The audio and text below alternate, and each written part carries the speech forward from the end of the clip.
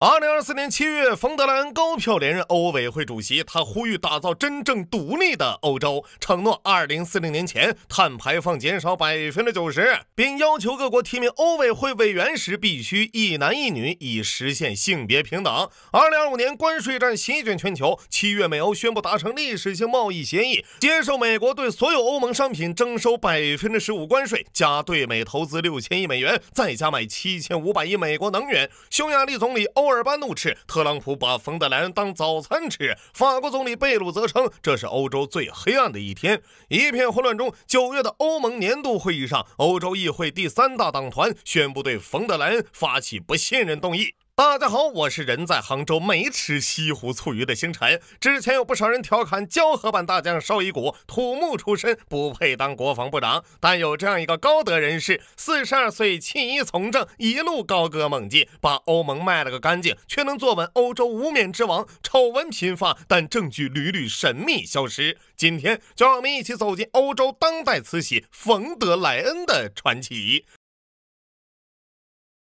Voti favorevoli 383. For the first time, a woman has been elected as president of the European Commission. I will always protect the rule of law and the core values of our union. Russia's full-scale invasion of Ukraine, the largest invasion of a neighboring country in Europe since World War II. Frau von der Leyen, Sie sind korrupt bis in die letzte Faser Ihres Daseins. Make America great again. Europe must show strength. Europe must fight.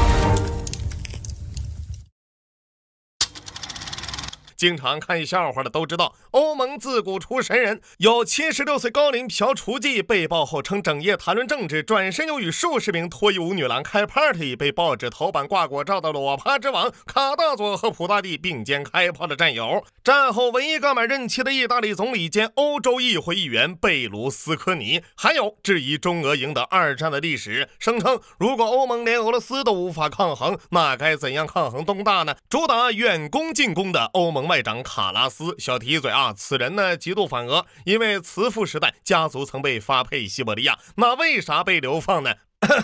因为他曾祖是爱沙尼亚根歪苗黑的法西斯头头，2战时呢将境内犹太人全部交给盖世太保，创造了欧洲史上唯一对犹动态清零的奇迹。当然了，今天的主角欧洲小慈禧冯德莱恩跟他俩一比，显然是抽出了特色，抽出了水平啊。后世对小冯同学有不少误解啊，他名字虽然有个冯，但并不是老柏林郑黑旗，而是婚后冠的夫家姓氏。好在的本人颇有家资，祖上是汉诺威赫赫有名的选帝侯家族，曾在北美当过殖民地总督，又有美国血统。他出身公务员世家的父亲就没这么牛逼了啊，不过是当了下萨克森州州长，首府也在汉诺威，世卿世禄了属于是啊。1977年，冯德莱恩进入大学攻读经济学，凭借我的州长父亲先后3次转学，包括20世纪顶级科学家的悟道之地哥廷根大学。1980年呢，又转入汉诺威医学院改行学医，实现了文转理的奇迹。跟他一比，董小姐都算学业坎坷的。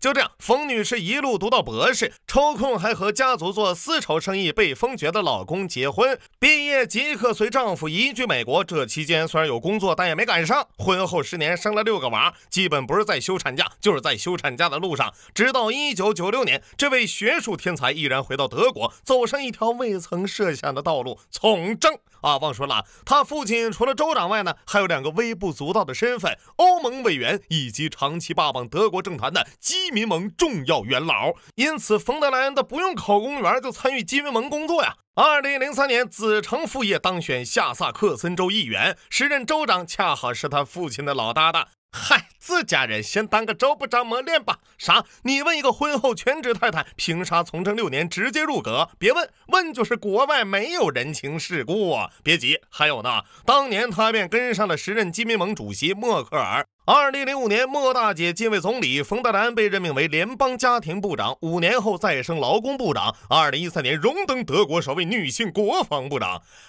要不怎么说投胎是门技术活呢？出身好，嫁得更好，属实掌握了人生真谛。这人经历啊，要出本书，书名我都想好了，我的奋斗随后手握大权的他便开始小刀拉屁股给大家开眼了啊！还记得联邦肥宅那期呢？为掩饰装甲车机枪不够，德军将扫帚涂黑滥竽充数的壮举吗？对，当时的防长正是冯女士。上任之初啊，冯女士果断宣布军队现代化改革启动。这是好事啊！咋改？答：将士兵每周工作时长缩短至41小时。虽然彼时军队装备严重短缺，但冯女士仍斥资已有翻新军营宿舍，配备平板电视、迷你酒吧和军队托儿所，还要增加军队兼职。用冯女士的话说，必须将国防部打造成为德国最受欢迎的雇主之一。这事儿把前武装部队总参谋长搞得哭笑不得，公开呼吁不能以家庭主妇照顾孩子的想法管军队呀！你以为这就完了？经典里还有2016年，国防部计划为每个士兵配备2双新型作战靴，预计2020年完成。但供应商表示工业能力有限，拖到2022年还没搞完。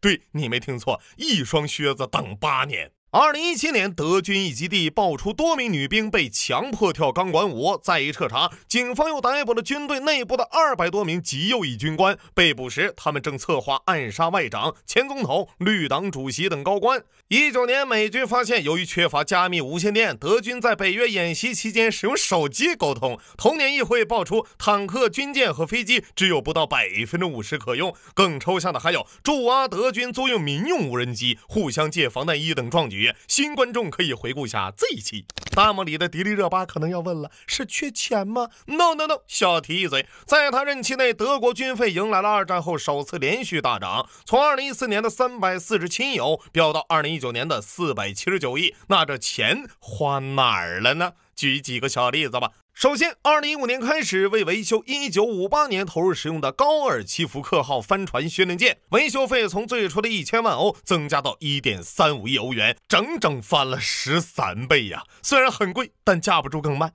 一艘帆船训练舰修了6年，联邦审计署对此雷霆震怒，但也无计可施，只能对采购流程提出严厉批评。然后就是震惊朝野的咨询们。2018年，一份联邦审计局的内部报告被意外泄露给媒体。报告里赫然写着，仅2015年国防部聘请麦肯锡等外部咨询公司的开支就高达上亿欧元。2016年飙到1.5亿欧，且没有充分理由确定是否需要咨询，超1/3的合同授予不合规。嗨，汉斯专员还是太能赚了。丑闻曝光几个月后呢，议会组织调查委员会开始紧急调查。接下来就搞笑了，先是发现冯德莱恩的儿子在麦肯锡公司上班。从2019年2月开始，调查委员会将冯德莱恩的工作手机列为关键证据，要求收缴调查。但拖到8月，国防部才表示，不好意思啊，房长的手机数据已被删除，理由居然是为了安全。更抽象的是为了让员工积极配合调查，国防部这次居然又高价聘请了指导顾问。之后随着冯女士离职，调查不了了之。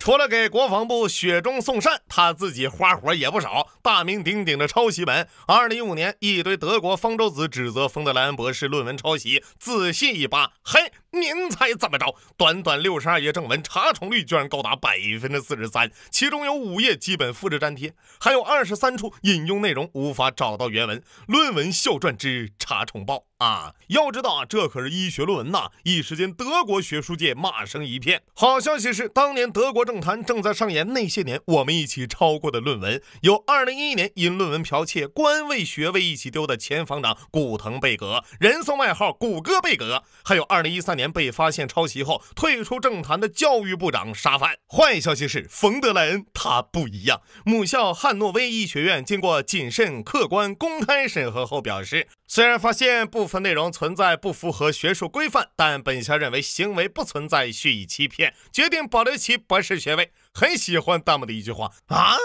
不是这抄还分主动和被动的呀，这不是西贝没有预制菜扯淡吗？好消息是民众不想，由于活太密了，冯女士因为丑闻下台只是时间问题。坏消息是，就在冯大妈丑闻缠身之际，突然收到了一条喜讯，组织上已经决定了，由你担任欧盟委员会主席。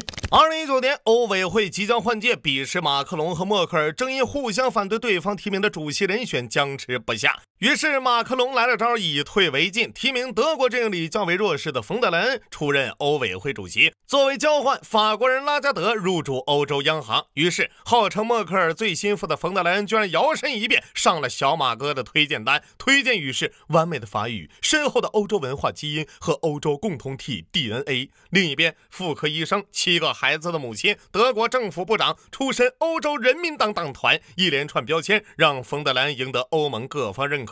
德国呢，也就是默克尔投下了全场唯一一张弃权票。此前冯德莱恩一直被视为奉行欧洲主义，所有人都认为冯大妈会为了全欧洲利益而奋斗，没想到欧盟的好日子此刻才算正式开始。当年12月，冯德莱恩走进比利时贝尔莱蒙大厦，步伐坚定的仿佛要征服世界。但我们频道的老观众回忆一下，大声告诉我马上要发生什么？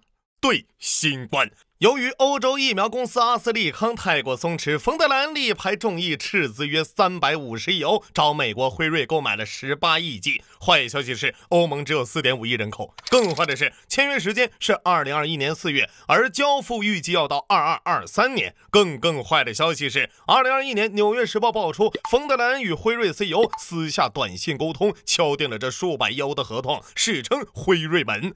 是不是真的我不知道，但欧委会拒绝公布相关短信。一怒之下，纽约时报告上法庭。2023年秘密调查此事的欧洲议员米歇尔前往布鲁塞尔途中突发心脏病去世，但此人生前没有心脏问题。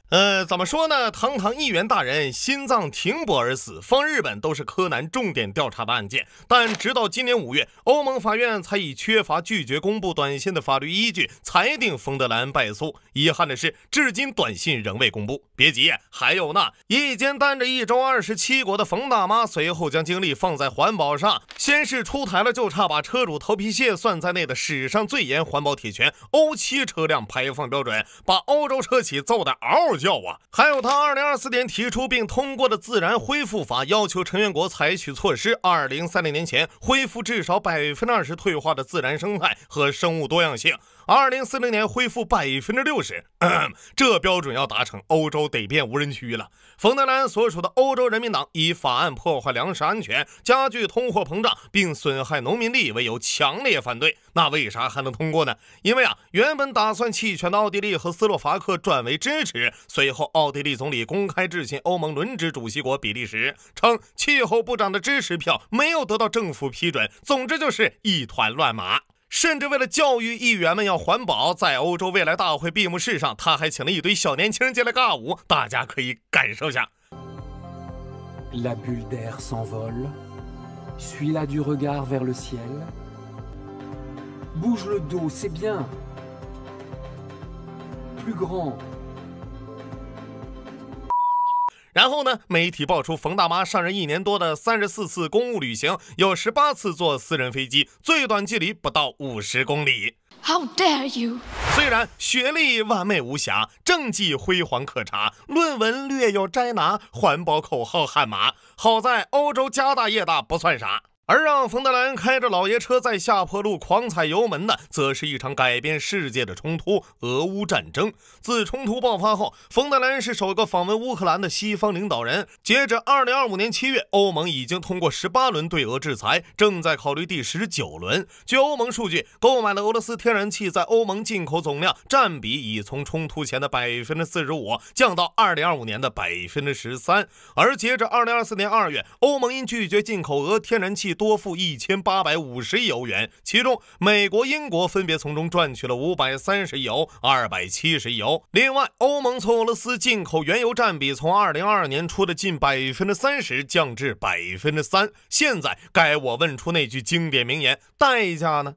为了民主，苦一苦人民没问题，问题在于欧盟从印度进口石油升至创纪录水平。众所周知，三哥呀是专业二手油，兜了一大圈用的还是俄罗斯油，还白白多给了几百亿给印度，不是你这图啥呢？图160吗？更抽象的是，廉价的俄罗斯天然气是欧洲重要的化肥、化学品的关键原材料。自北溪2号被炸，就连欧洲化工巨头巴斯夫的税前利润都从当年的69亿欧元降至2024年的38亿欧元，几乎砍半。长期被视作欧洲经济火车头的德国，在23、24连续2年经济萎缩，早就化身戴高乐的法国，忙着政府口倒台更不用说，这一波呢，欧洲属于是西被夜讨罗永浩，刀刀都往自己身上扎呀。这时冯大妈表示不花，再花8000亿欧重新武装欧洲，而其中绝大多数自然是买美国货。你制裁老毛子我没意见，你把工业搞得稀烂无所谓，但做人不能，这至少不应该双标吧？同样侵略加沙的以色列，冯大妈是咋说的呢？以色列让沙漠绽放花朵，没有犹太人就没有欧洲，没有犹太文化就没有欧洲文化，小胡子的棺材板要压不住了。你以为这就完了？众所周知，东大与欧盟互为第2大贸易伙伴。2024年中欧贸易总额7858.2亿美元。大家猜猜冯大妈最擅长啥？对华强硬。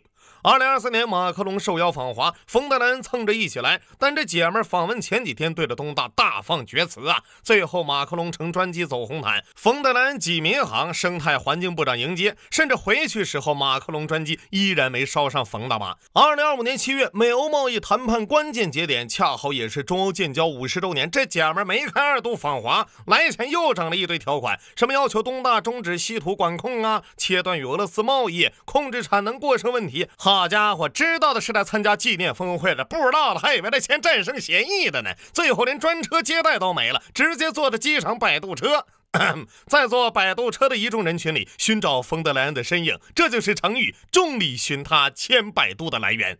当然冯大妈的外交名场面还远不止这点，有被埃苏丹安排站边上的沙发们，还有在芬兰面对支持加沙的抗议者大声回怼。你们应该庆幸在芬兰，要在莫斯科2分钟就会被关监狱。话音刚落，抗议人现场被警察带走。就算得罪东大，断交大毛，逼得欧洲经济倒退，起码还可以说站稳了政治高地，而真正让欧盟丧权辱国的大放血还在后面。首先，冯德兰作为名义上的欧洲最高领导，但一言一行却更像彻头彻尾的精神美国人。战略目标上无条件向美国看齐，经济利益上无压力向美国让渡。身为欧洲首脑，不是非要他亲华，但你至少得装一下政治自主，才好对美国砍价吧？统战价值是争出来呀，这块甚至不如莫迪。2021年1月，在拜登取代特朗普入主白宫前夕，冯女士对美国极尽溢美之词。I've been in politics now around about 20 years, 14 of them in the government of Angela Merkel. Never ever have I experienced such an intense, trustful, and detailed cooperation with the White House. And therefore, I think the saying is right. When you face a crisis, you know who your true friends are.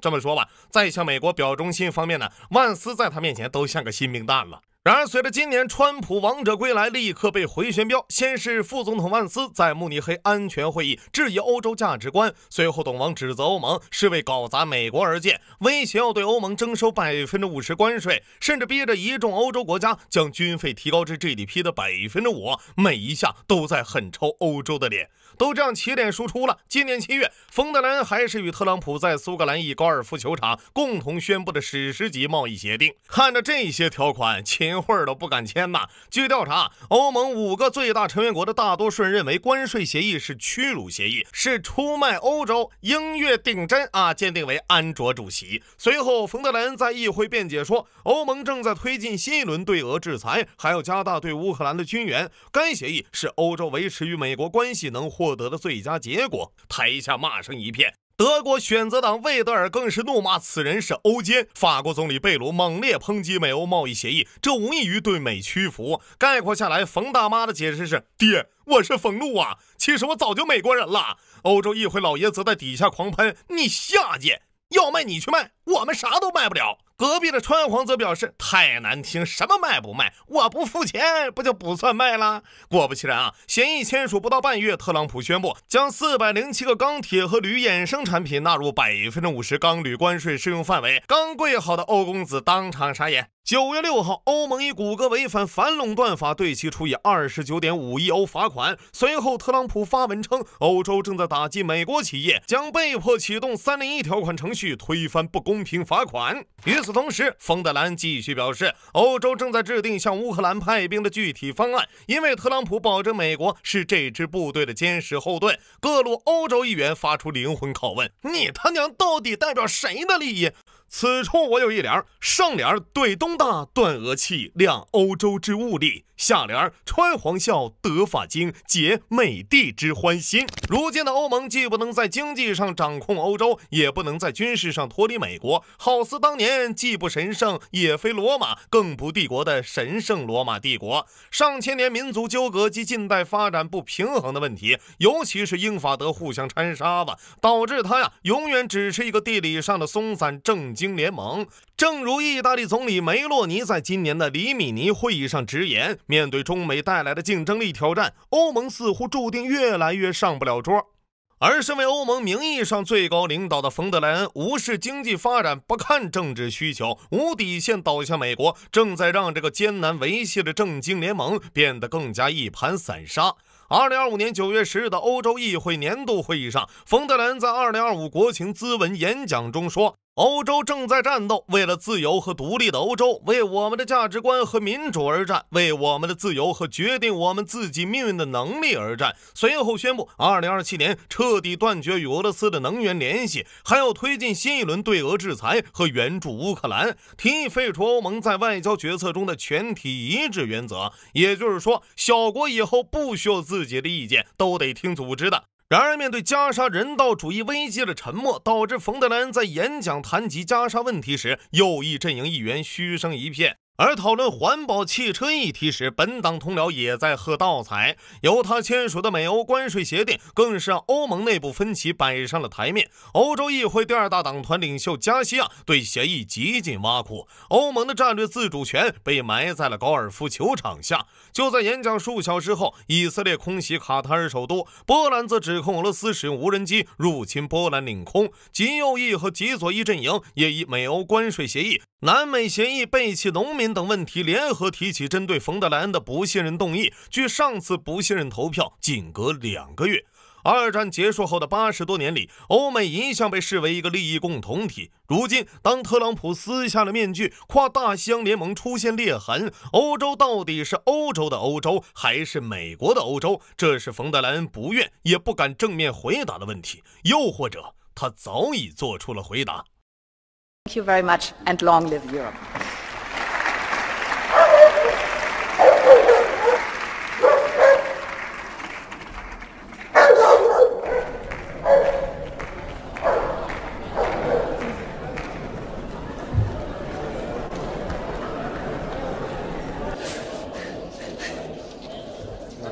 No. Dear colleagues, we must have a support animal in the house.